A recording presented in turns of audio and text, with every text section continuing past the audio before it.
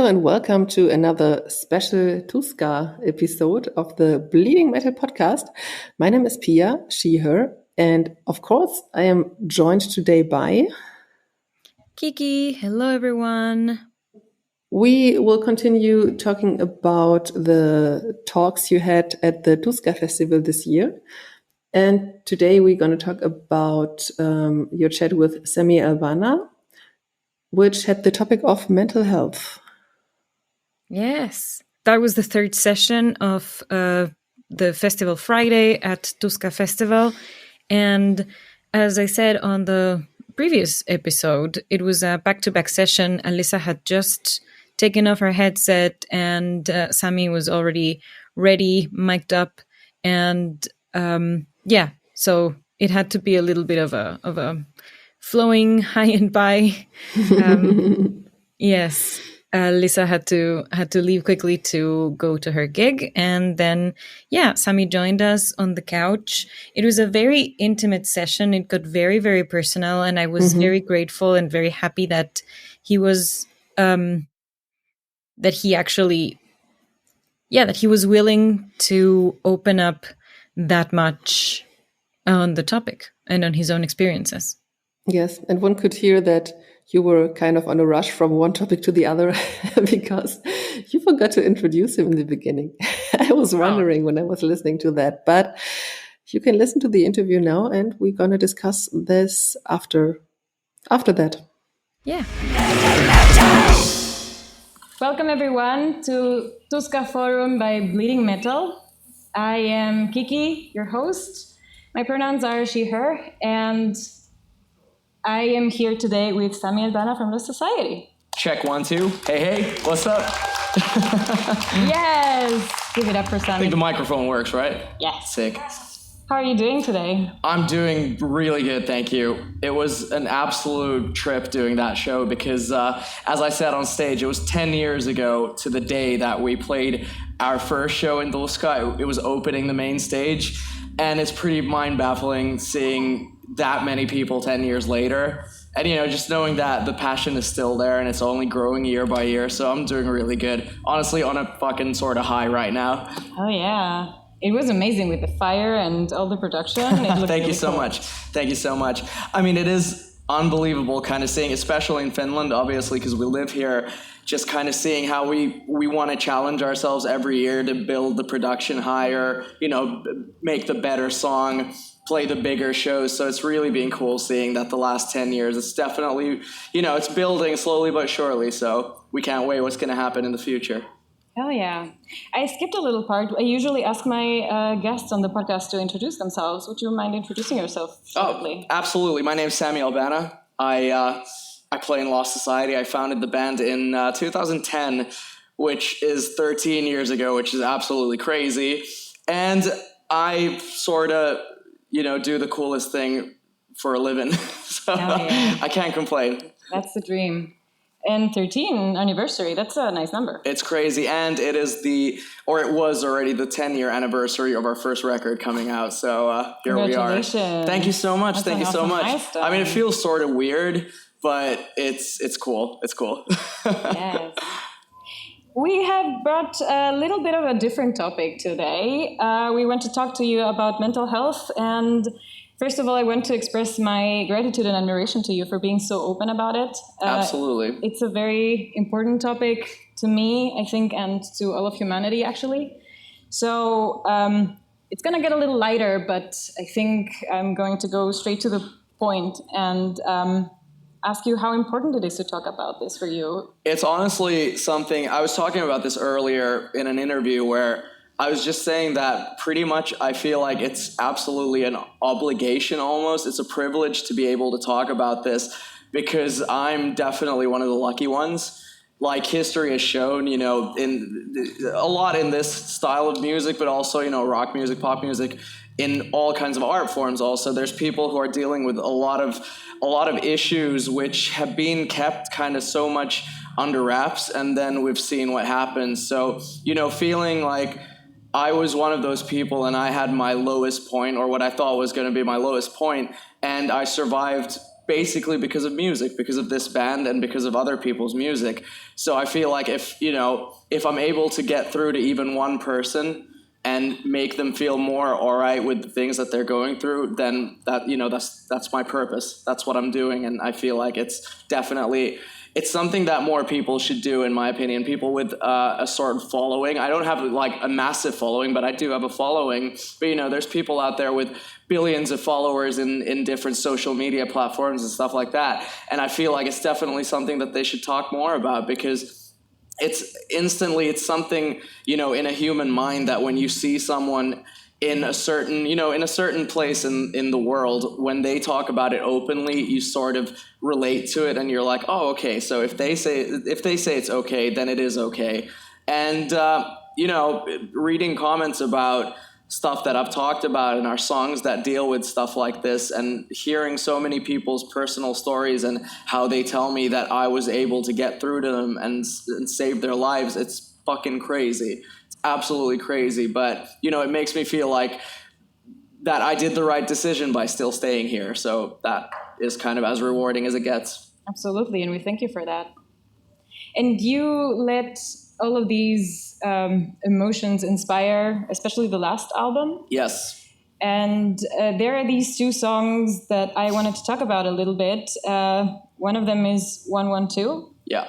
Which, for our listeners at home, this is being recorded live right now, by the way. No pressure. And we have a big following in the United States as well. And it would be the analog to 911, right? Yeah. The Finnish emergency line 112. What was the purpose of, especially being that the song title? Well, it's funny, because that song, when I started writing the lyrics to it, I immediately felt like, okay, this is kind of, it sort of felt like within the context of the whole record, that this is kind of like reading the back of a book, where it kind of tells you the summary of what's going to happen. Mm-hmm. And it was a song where, it was purely just letting everything out, telling everyone what we're starting with. It's like, these are my issues. This is how I feel. Mm-hmm. And I'm not okay. And I'm finally in a place, comfortable enough to admit that that's the case. So to me, it felt like 112 was a very kind of good name for it, and the whole concept of having the emergency line as the name of the song, because it was just like, after writing all of those things, I was honestly thinking in my head, okay, when you see it all lay down in front of you, it's like, okay, that's all true, number one. Number two, that is fucking terrifying. Maybe someone should know about this. And it felt just super kind of convenient that the title would be 112. Yeah. And in that case, you are telling a person who can help you, right? Exactly. Reaching out for help. Because, within the context, I mean, obviously I say, call the paramedics, which is, it's a certain kind of, it's a very particular thing. But, within that, paramedics is just, it's telling every single person that the first step when you're starting your healing process, your personal healing process, is to kind of, first of all, you can't lie to yourself anymore. You have to admit to yourself. But then after that, these, the proverbial paramedics are just someone. It's talking about this to someone. It's not holding it all in anymore. Yes. And you got to that point after going through something very strong, which you also talk about during Suffocating. Yeah, exactly. And it's honestly, I'm super happy that you brought up these two particular songs, because a lot of people have asked me, if there's two songs on the record that I have to kind of, that explain what's going on the best, it's definitely those two tracks. Because first you have the ultimate self-reflection with 112, but then you have the record ending song, which, like, literally, I don't know if there's anything else that I can say about that song, except that was literally the premise is that this is going to be the last thing I ever write, and this is what's going to be left of me. And the fact that while writing it just with a piano and, writing fucking just words on paper, it never occurred to me that this is pretty fucked up. But, it's what happened. And I think one of the craziest things is while we were recording it, because basically the decision that, maybe I'm not going to do this came to me when we were in the studio, because, you know, with my dear friend Jonas, who produced and co-wrote the record, because, you know, it wasn't like we were just crying our eyes out while writing or while recording the record. It was like, you know, we had a great time, we were laughing and everything. And I remember when we started recording Suffocating, we didn't say anything to each other, but we just, you know, like at the same time we were just quiet. We knew that this is something super personal. Obviously, he had no idea what was going on except for what he knew out of reading my lyrics, because I was, you know, as closed up as you can get. I would let everyone know that everything's fine and dandy, but, you know, the truth was very different. But, you know, for Suffocating, we knew that something is happening, and we appreciated the moment. But it was like right along recording that, because it was the last song, obviously, that was one of the points where I was like, you know what? I hate to be the guy who was like, I'm pretty good, but I was listening to the song. I was like, this is pretty fucking good. Maybe I do have a purpose. Maybe there is, you know, maybe there's still that fucking fight inside of me that I thought had gone away while writing the album. So it was, you know, it was those steps there, and, you know, it was having him there, you know, like just holding my hand through the whole experience and the whole session, where it was like, you know what, this is stupid. I want to get help. I want to fix myself. And, you know, I want to do this for years to come, because, you know, it brought me back to when I was that 7-year-old kid hearing, you know, Bruce Dickinson for the first time, singing words that, you know, I was a 7-year-old kid. I had no idea about the real world. But when someone screams in your ear, I'm not a prisoner, I'm a free man, what that means to you when you're 7 years old is that you're fucking pissed off that you have to wake up and go to school. But, you know, ever since then, it was music that always, it made things make sense in my head. And the fact that I'm able to do that to other people is just the fucking coolest thing in the world. And that is definitely one of the reasons why I still do this, and why I want to still do this. And that is a very noble purpose to be for your life, to be able to spread that message, to let people know that if you are also in a very dark situation, you're not alone. Exactly. And no, I mean, honestly, that's the thing. And because, you know, we're not all so lucky. So I feel like you know, if there's one person who gets through to one person, that makes a big fucking difference. And I feel like, you know, I've had kind of, you know, with all this stuff going on and otherwise also, it's kind of like, I feel like many people will also relate to the fact that it's often where you just question everything, you know. It's like, what is all of this? What's happening?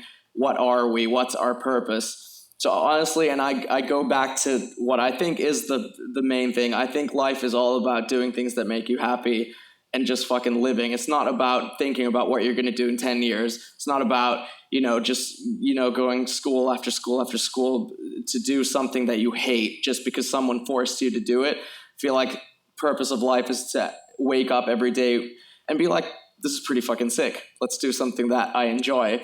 So if I'm able to get through to people and tell them that that's exactly what it's all about. Don't give up. Yes. I mean, I can't say it's noble. I can't say that about myself because I don't want to sound like a dick, but I just feel like it's pretty cool that I can get through to people. And it's only giving back what they gave me pretty much, you know, because crowds and our fans and just everyone have given me so much. So I feel like it's my privilege once again. It's my obligation to give it back. That's amazing. And that leads me to my next couple of questions. There is this a new study, once again, has come out with the results that metalheads are the happiest people compared to other music subcultures. And this study has 3 theses, and I wanted to discuss them with you. The first one is what you just mentioned. There is a strong sense of community in metal. What do you think makes the metal community so unified, so strong? I think number one is that it's literally for metal fans, it's all about music. That it's like there's a lot of stuff that comes after music, but music is always the most important thing. And I feel like you're not able to say that about all styles of music, maybe. I mean, you know, I love all kinds of stuff, all kinds of music, all kinds of styles and stuff. But, you know, going to different festivals, you'll see, you know, more mainstream festivals and stuff like that. You'll see the odd, you know, person who it's definitely more important to get fucked up than enjoy music. But when you're here, for example, you can see that it's all about letting out the steam and letting that band know that you're watching at that moment, that you fucking love them. I think that's one of the main things, 100%. Yes. I think metalheads are also very known for being very open-minded, very welcoming. And I want to, honestly, I when I hear that, I want to challenge that. Because in my experience, there's still a lot of gatekeeping towards women. There's still a lot of non-binary people in the LGBTQIA plus spectrum, happy pride, by the way, are still not as welcomed as the community says, or as we should be. I'm glad you started that conversation, because I was going to refer back to the fact that when you asked the question, not everyone in this room raised their hands, and I think that says a lot. But I think it goes back to the whole thing that there's no single kind of genre of human or art in the world that's fully, perfect. Not by any standard. And I'll be the first to tell you that you're absolutely fucking correct with all of that. But especially with the fact that, I see it every single day, especially after, now that we're living in the glory days of TikTok and fucking Instagram, and well, for some people still Facebook, even though it's pretty much like MySpace nowadays. But fuck, I still use it myself. But we started off as a band that played a certain kind of music. It was very specific. And we shifted towards doing something else because that's what we wanted to do. But there's not going to be a single day where we don't hear about it. And that, it kind of contradicts the fact that, so many people say that it's the most welcoming community. I feel like it is really welcoming. It's super fucking welcoming, but it's not fully welcoming. There's always going to be that little part that's always going to have something to say. They're going to have something to say about the fact that I'm wearing makeup, or I fucking, what I say, what I look like. And that is fucked up. That means that it's not purely, it's not purely all about the music or anything. Mm-hmm. There's a lot of shit going on. But I feel like, is it even possible to have something that is so perfect that there's not going to be a few people who are fucking, immediately, that there aren't going to be those people? What I'm saying, obviously, is that that's not an ideal situation. But what I am saying is that we, every single person that we call out of their shit, and they might, be like, oh, you know what, I was wrong, I'm not going to do that anymore. I feel like that's what we should strive towards. And I think we should always give people also the possibility and the opportunity of changing. It's like, I know that there's a lot of people who probably have said to me, you know what, you look like that, and I fucking hate you, go kill yourself. And it's like, that's fucked up. But I think, if that person has genuinely gone through changes now and is in a point in their life where they've understood that what they said was absolute bullshit, and they're more accepting now, I think that is where we see that the metal community is welcoming, because then we're going to be like, well, you know what? You know your shit. You did that wrong. You said that stuff. You apologized. Come in. And I think that's where the welcoming portion of all of this comes in. Right. Before we go over to the audience questions, we have two more of the points from this study, and both refer to emotions, so I'm going to put them together. One is that metal is an outlet for anger and stress, which we see in mosh pits a lot, and the other is that it gives us, or maybe through releasing the stress, it gives us joy and empowerment. How do you experience that? Well, first of all, I've experienced both of those things countless times. It's absolutely true. And, with the anger and the aggression thing, I think it's also something worth saying that, when you see a mosh pit or a wall of death or whatever, it's never about people actually physically harming people. That's like the most, far away concept, but it's about letting off steam in a way that you're a part of something very powerful. And metal music, in itself, even if you're just watching a show alone without anyone there to circle pit with, that's letting out steam, because it's a powerful element, metal music. Yeah. So Absolutely, with Circle Pit's Wall of Deaths or just screaming, it is definitely letting out steam. And also, myself personally, I love running. I've ran for a few years, and even that, it's a very, very physical thing. And I remember, when the time of our history of the world that we will not speak of right now, but when that happened and we had no shows or anything, I found running because I noticed that I had so much adrenaline inside of me that wasn't getting let out into anything because we had no shows. So, running was a very it made sense. And immediately, when I'm running, I'll obviously listen to music or a podcast or whatever. And immediately that, yeah, okay, now this makes sense. That's why I had so much fucking anger inside of me. Mm-hmm. And another thing with power or empowerment and joy, definitely, because it's like, I don't even remember the last time I've seen a live show without crying. It's like, because I'm the fucking dude who I'll bawl my eyes out while watching fucking Ace Ventura, because I'm just built that way.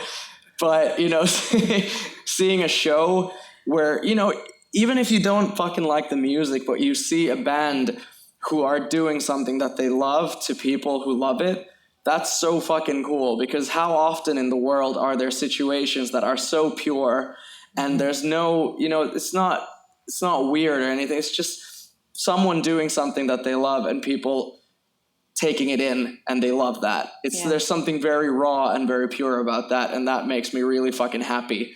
And I'll listen to a song that I have a particular memory with. I'll fucking, I'll be happy or I'll be sad, or I'll be happy about the fact that I was sad then, but I'm not sad anymore. It's like, there's not many things. It's like, you have your sense of smell, you have your sense of taste, and you have music. It's those things that will bring you back to a time that you've forgotten. And I think that's really cool.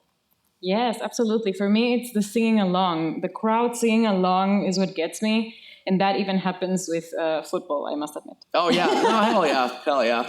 I agree with everything that you've said. And also, next time you go running, you can maybe listen to our podcast. Absolutely. We have a question here from Tarja. Young people are struggling these days. What can we as parents do to best support them? Wow, that's a great question. It's like, I'm never going to have the definitive answer because I'm not a parent.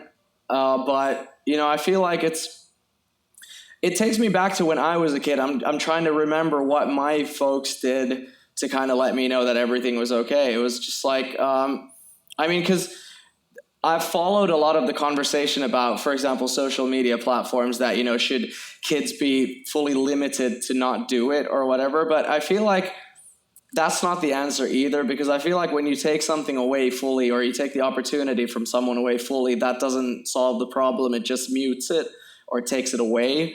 So I'd say that probably the most important thing is just really getting that into your kid's head that you are exactly who you are. And that's really fucking special, because with the 8 billion people on planet Earth, you can be a lot of things, but you can never be another person. So actually just being yourself and giving the world what you have to offer is the most unique thing you can offer anyone.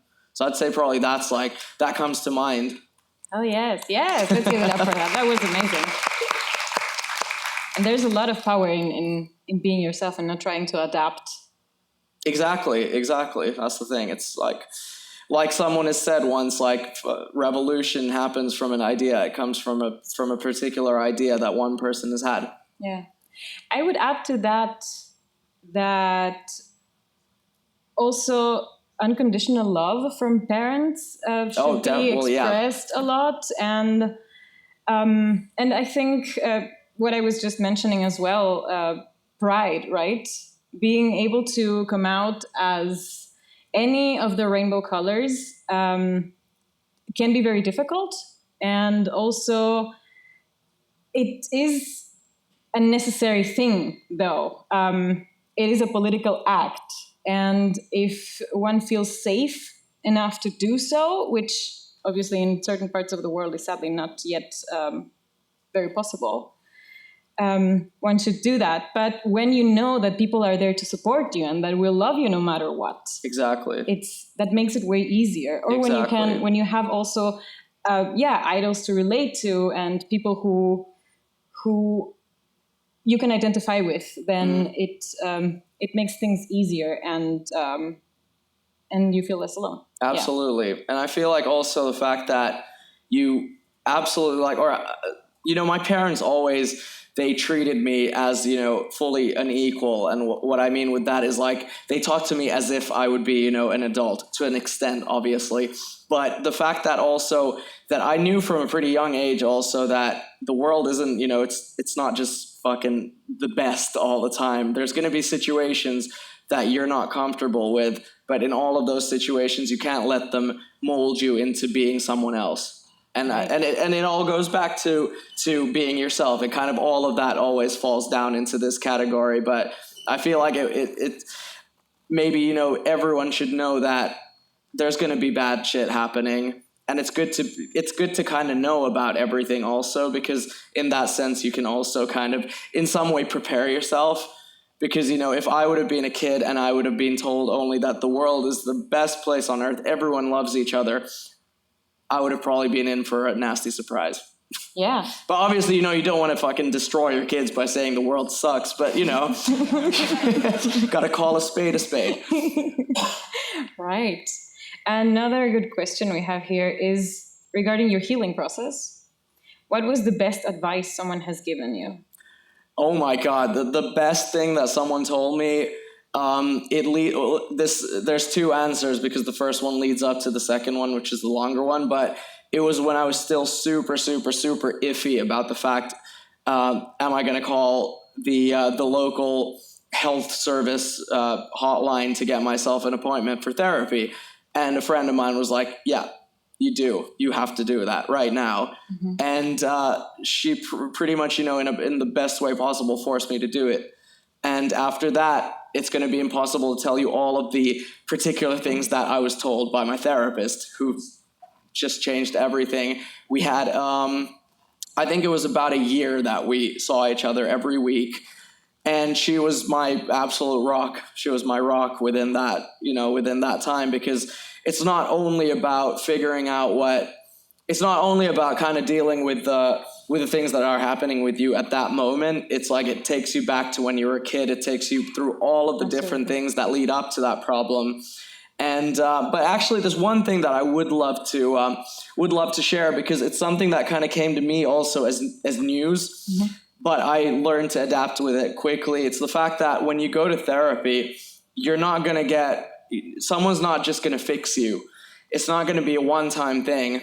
You have to accept the fact that every single day is going to be its own little struggle, but you're going to get a lot of tools with which you're going to help yourself, to a point where you don't need to think about it anymore. It's going to change so many things that might have been wrong in your attitude, in your, prejudices, or just like fucking just day-to-day things. And I think that was the best one. Just it's like, it's not like you have a broken leg and it gets healed with a cast. It's going to be in a sense that you're going to break your leg. It's going to be healed, but that leg is always going to be a bit of a liability. Mm-hmm. And it's going to be up to a lot of your own decisions how you're going to take care of it.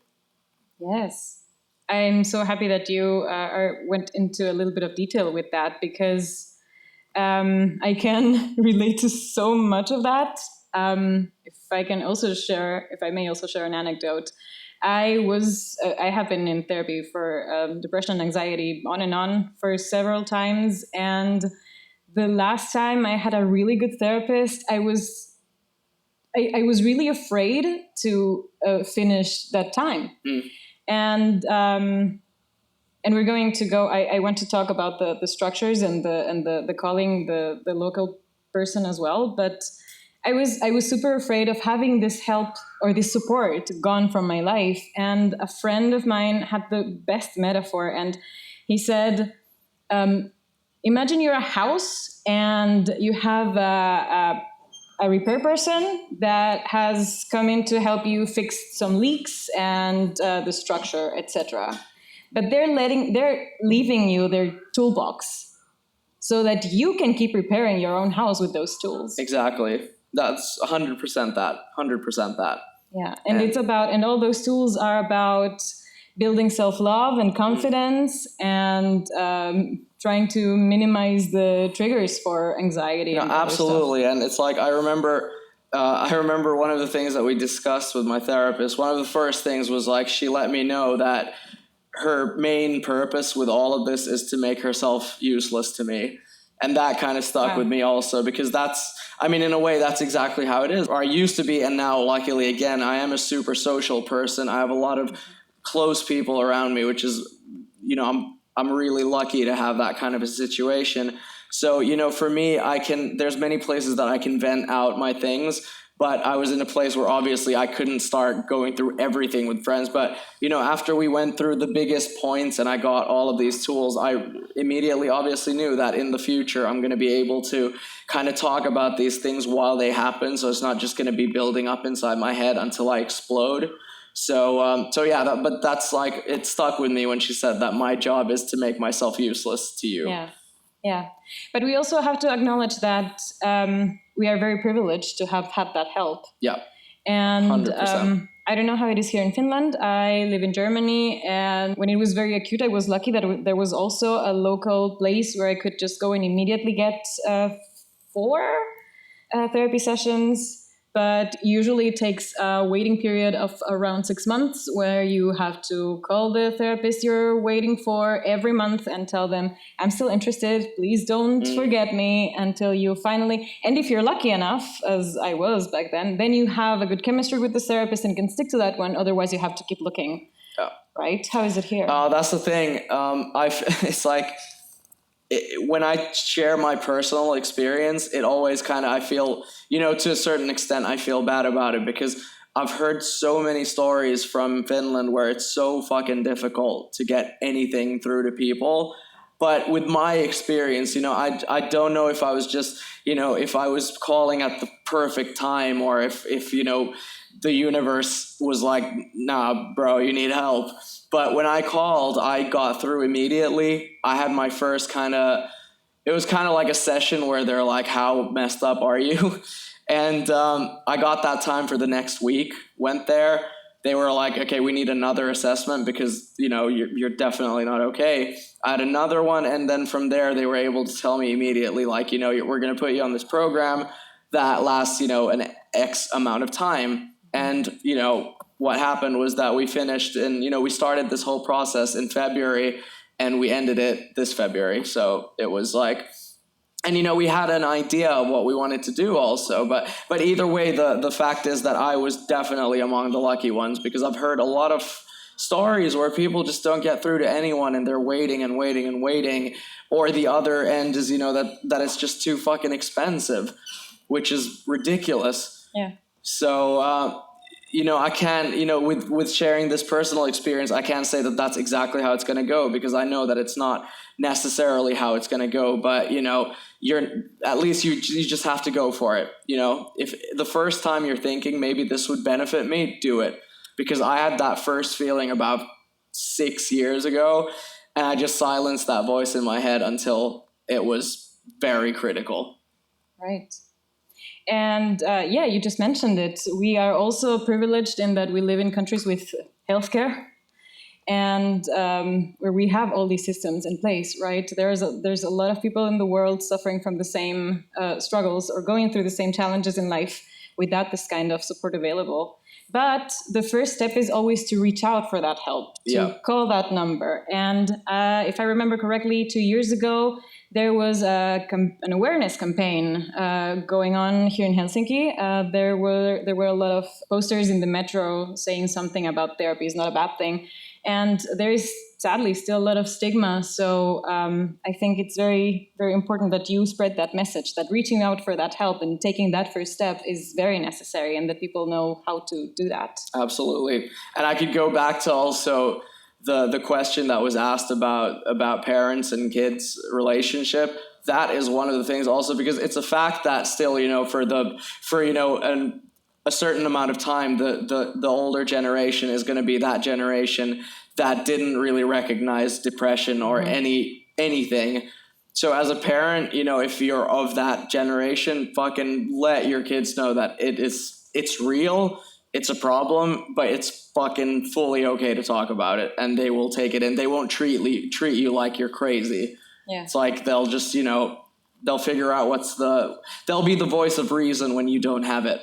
Yeah, that is very true and very important. I think we kind of answered this one, but the question was, what was your first step towards getting better? And did you have an epiphany of sorts, feeling of final understanding what happened? Well, I mean, I can answer the latter question first, because I absolutely kind of could pinpoint every single issue of what it has come from.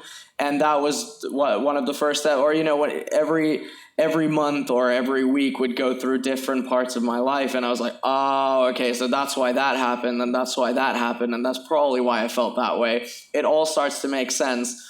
Because it's also, it's the fact that when you have a million thoughts in your head, but none of them are labeled or put under any boxes, you're just a fucking walking disaster. And what I told my therapist also is, like, I have a lot of things going on in my head, and it's not like I want to silence them. I know I need to know that all of it's happening, but I just need to label it so I can just, I can go through every step of it, and I'm like, okay, that's cool. That's cool. That's cool. It's like one thing that I've done often if I feel like super stressed out with a situation, like I have a lot of things that I feel like I have to do, or it's like everyone says always, I have a million things I have to do this week. I've started just taking my fucking, note thing on my iPhone and literally just writing what I actually have to do. It's like, I have 5 things to do this week. I'm not going to die, but it makes it make sense, which is the main thing. Yeah, because that is the thing about those feelings, right? Especially anxiety just puts your body in a feeling of, this is an extremely dangerous situation. You are about to die, where it's just like, okay, I have a deadline. Yeah, exactly. I just have to submit a paper, or I don't know. We have one last question, and it's also anonymous. Who is your role model? My role model, wow. My family, all of them, everyone doing exactly what they always wanted to do. And, encouraging others to pursue what they feel like they want to do. I think that's something that, no matter how much you idolize a musician or an artist or a movie star, it's like that is just the main thing for me personally, because I've been fortunate enough to, have a fucking wonderful family. But, as far as just everyday life and stuff like that, I mean, one of my biggest inspirations, and in that way also role models in music, is my good friend Jonas, who I write with, who, has produced a couple of our records, co-written them also, because just, talking to someone who's at the same time so similar to you, but in all, but very different. It's like you get to challenge a lot of opinions, you get to talk things through, and just, I mean, it's like a person who also just shows me how good things can get when it's possible. Right, that sounds great. I want to thank you so very much for your time. Thank you so much for having me. Especially for being so vulnerable and for showing as a role model yourself that we don't need to be strong all the time. We don't need to be great all the time. Exactly. Also, a thing I have learned recently is to tell people, I'm not doing great, but I don't want to talk about it. Yeah. It's not always necessary. So thank you so very much. Absolutely. Thanks everyone for being here too.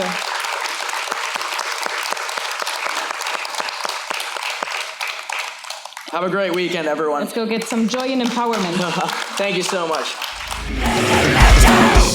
So as you said before, that was very, very personal. And I really enjoyed listening to what Samy said. And I can make it short. I agree with everything. Yeah. It was also a difficult thing to summarize, because as we know, we love talking about mental health on this podcast. It's very important still to be open about it so that we can normalize and destigmatize the topic, because there are still a lot of people who don't think that therapy is necessary or that therapy will help them. And I mean, of course, therapy is not necessarily for absolutely everybody, but it's worth giving a try. And I think it's also very important to recognize that reaching out for help does not make you weak, and seeking professional help, and in the form of therapy, of medication, even if it's needed, or some other sort of support. There are many different kinds of therapy, and there are also a lot of other things that can help you. There's group therapy. There is other sorts of coaching and counseling, and you just have to find what's right for you. Yeah, exactly. And I think I said this also before on this podcast, that I think one should, or everyone should go once a year to a kind of checkup, because we do that for our skin, we do that for our genitals, we do that for our teeth. Right. So why won't we do that for our psyche, for our brains? And it's also helpful, I guess, to talk to different therapists, because I think you said that you took some time to find someone you could really open up to. And I also know that from other people that I talked with about the topic, that they struggle to find a therapist because you, of course, need a certain level of trust, for example, to talk about everything that happened, or also to analyze what happened or what might have led to the problem that you want to discuss, or to your current situation. Right. I've heard people also say, I can talk about my problems with my friends. Why should I pay somebody to do that? Mm-hmm. I do think it's different, though, because your friends know you better. They are more immersed in the situation. A therapist will always have an objective perspective. And also that is very important to learn in therapy, to take a step back from the situation that you're experiencing and that you're struggling with, and look at the bigger picture. Mm-hmm.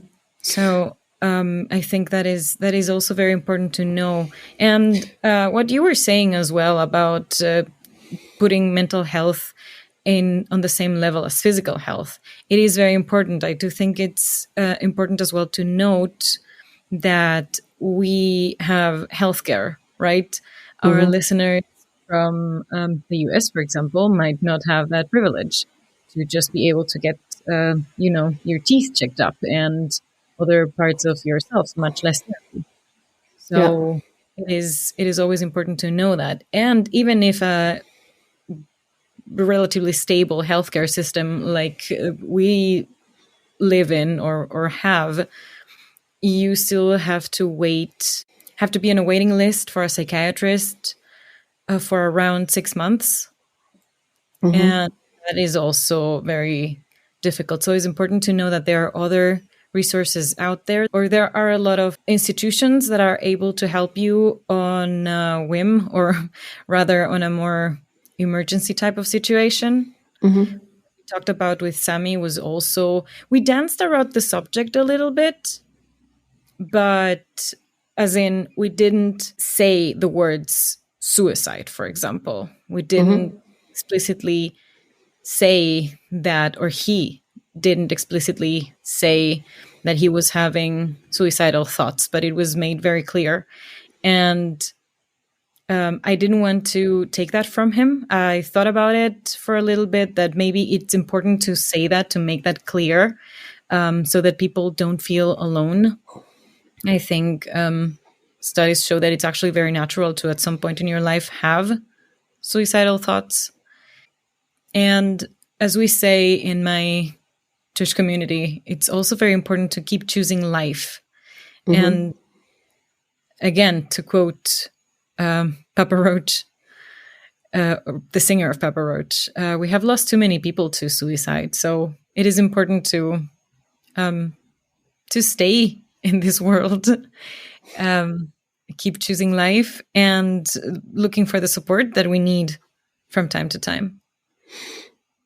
Also, although we have the situation that we have a very good healthcare system over here in Germany, it is also the case that doctors will first of all look if you have if there are issues in your body. So the topic is not taken as serious as if I have a broken arm. It's pretty obvious how they can help me, but it takes them also time to figure out what might be wrong with you or what is the real cause for the problem that you have, and they will go for every medication that can help your body.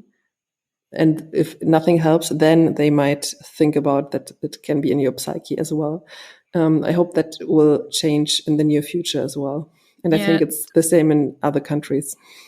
Yeah, don't get me started about the healthcare system, because I have a lot to complain about it. Mm-hmm. But to go back to the topic at hand and to the conversation that I had with Samy, it was really heartwarming and it was very emotional to learn how he coped with that and how he turned this darkest hour of his life into beautiful songs, and through that was able to get out of that situation and share that experience so that people who are out there and might relate don't feel as alone anymore, that they know they are not alone, that they know they also can ask for support and get through the darkest hours in life. Mm-hmm. So that was very beautiful. And can I add something to that? I also heard that from several musicians, for example, Nightwish, that they get messages from fans that their music actually saved them from suicide, mm-hmm. that they had something that made them happy or that made them felt understand, and that mm-hmm. Strengthens their will to live and to go through the situation they were in. That is very good. That's a very good thing. And I think especially heavy metal music, because it's often very honest in the lyrics, and also the emotions are really strong in this music. That can help a lot. But the musicians are not your therapists. We also heard the stories of musicians who said, well, some people write me messages and say, I'm thinking about committing suicide, and now I want to talk with you so that I don't. And that's not their job, that's not literally what they, exactly.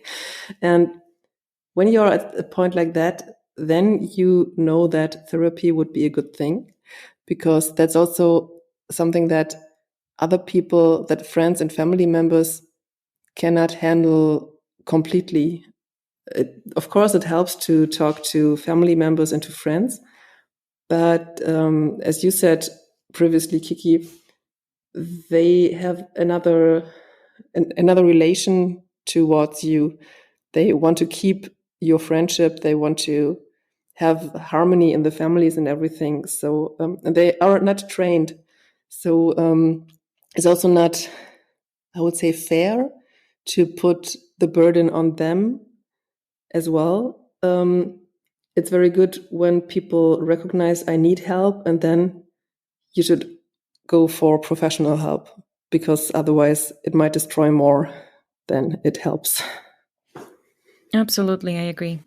And to make it a little less sad, because as beautiful and emotional as that conversation was, we were at a festival, so we wanted to keep to lighten up the mood again as well. And so I brought these three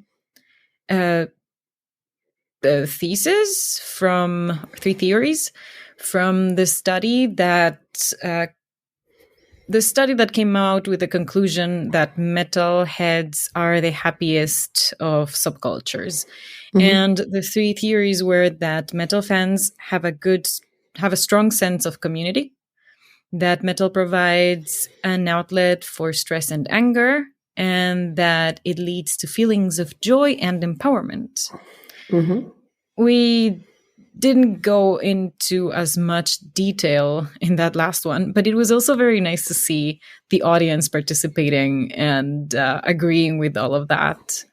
And just to know that this music that we enjoy so much actually has this healing almost effect on our minds. Mm-hmm. I also discovered that when I have a lot of stress, that when I just take a walk for an hour and listen to music, I feel so much better after that. Yeah. I also want to add, you also talked about the LGBTQ community, and on that day, or maybe a day after your talk, there was the Pride in Helsinki. So that just to make the connection also to that event again. Yes, as we said in the last episode, intersectionality is very important to me, and I've been saying this also for years and years. The metal community has a reputation of being very welcoming and very open-minded, and I often find so much gatekeeping that I have come to disagree with that or challenge that idea a little bit, and with the best intention, right? I tell us all, we're not that cool. Yes. We're not that cool. We should get better. I'm not bashing on our community because I actually really like it. Otherwise, I wouldn't be part of it. But I am challenging that thought so that we can get better, so that we look at our own behaviors and get better. And the beautiful thing was after the session with Samy, a member in the audience who had been there posted a story on Instagram tagging us about the session and saying that this was a lovely person named Sarah, and shout out to them. And the comment was that they had seen at the festival some alt-right symbols on people's jackets, like, I guess, patches and stuff, and that should not be tolerated in the metal community, because the fact that we allow those racist, homophobic, and other sorts of discriminating symbols into our community means that we are not prioritizing the safety of marginalized identities enough. It means that, sure, we're respecting their liberty and their freedom of expression, but we're not concerned enough for the safety of the people they could pose a threat to. Right? And they actually, or the comment in the story, in the Instagram story, was that they were glad that we addressed that during the session, because it's not talked about enough.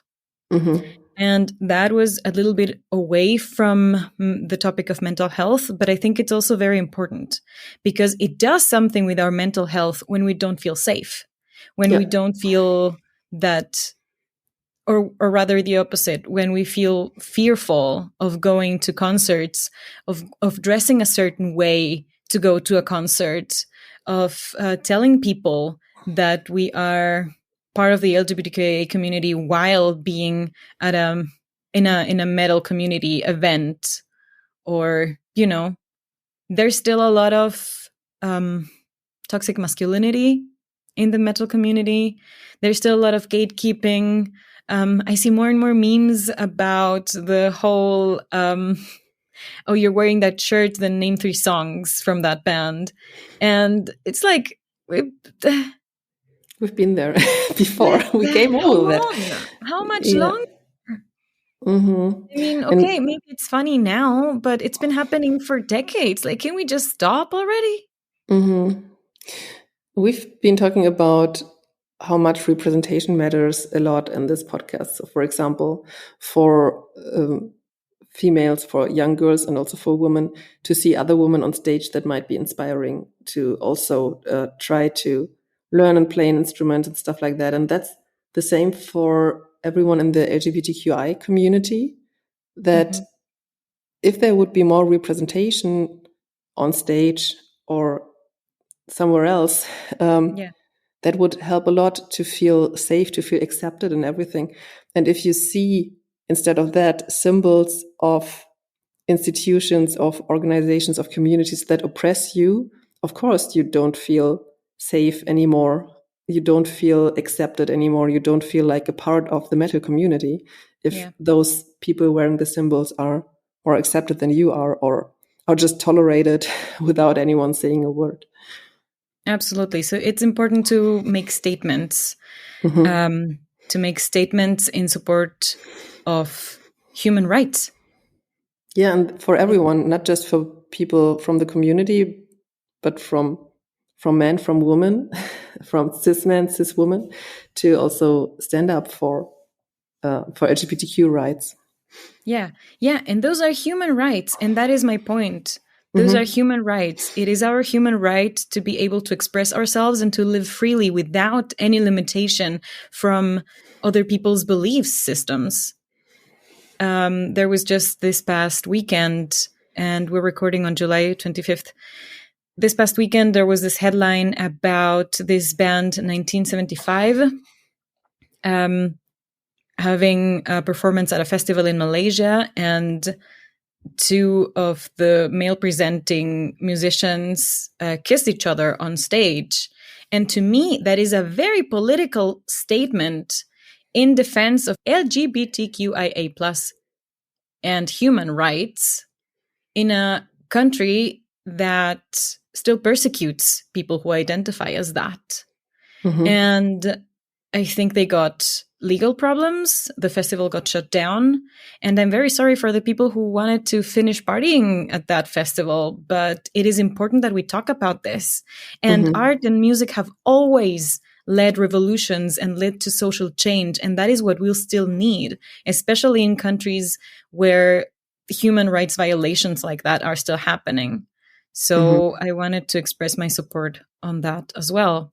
But to wrap up the podcast episode, it was really lovely to speak to Samy. I kept running into him during the rest of the weekend, and he always had this very warm smile, and I thanked him many times, as well as he did, because we were just super, super happy and grateful to have been able to have that conversation, to have this beautiful, warm audience participate and listen and pay attention.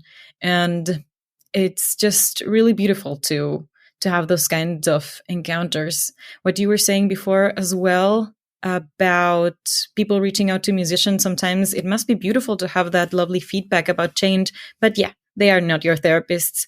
Please take care of yourselves and let them take care of themselves and take breaks as well. And talking about breaks and talking about people who have been in this situation, we will have Lindsay Schoolcraft join the podcast very soon. So stay tuned for that.